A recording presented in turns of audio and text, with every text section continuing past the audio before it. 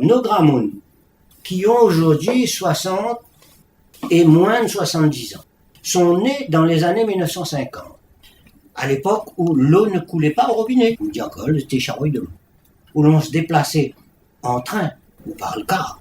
Pour téléphoner, il fallait se rendre au bureau des postes, en un temps où les aliments s'achetaient à la boutique chinoise, au bazardier. Les soins et médicaments n'étaient pas à la portée de tous, et où l'espérance de vie était de 50 ans pour les hommes et 53 ans pour les femmes. C'était aussi le temps où les enfants de moins d'1 an mouraient à la pelle, où la Réunion était résumée à Saint-Denis et les quartiers. Bref, c'était un temps à la fois de misère, d'inégalité sociale et de sous-équipement. Aujourd'hui, la population réunionnaise est multipliée par 3,5. L'espérance de vie a fait des bonds. Alors, si on fait la balance, tout devrait aller mieux pour nos grands mondes, non? Ont-ils à craindre l'avenir? L'avenir de mon pays, c'est la cohésion familiale. Moi, je suis persuadée, au bout de 7 ans de mandature, que nos politiques publiques induisent ou n'induisent pas des modèles viables ou pas viables.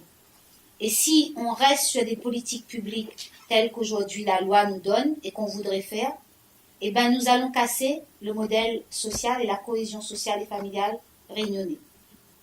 Comment nous veut que nous continuions à habiter? Mais dis pas loger, habiter. La Réunion, tu habites d'une certaine manière. Vous êtes d'accord avec moi? Avec la cour. Et même si nous serions menteurs de dire à tout le monde que nous sommes capables de toute la bande incasate, elle est menteur.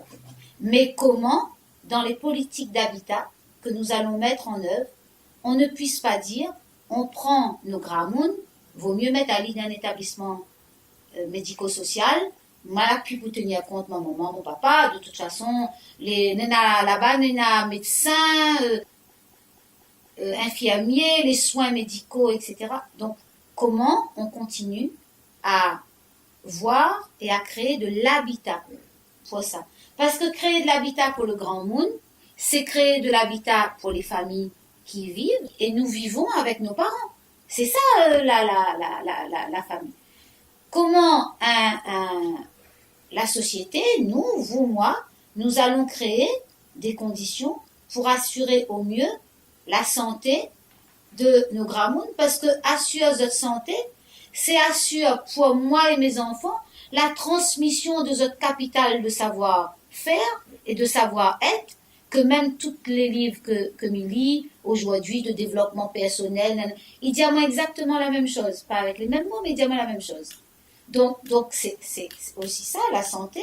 C'est comment j'assure également la mémoire. Mais la mémoire, pas comme patrimoine à mettre dans un musée ou bien dans un film de temps en temps, mais comme patrimoine vivant et de transmission et de référence. Moi, je défends le maintien à domicile chaque fois que nous pouvons.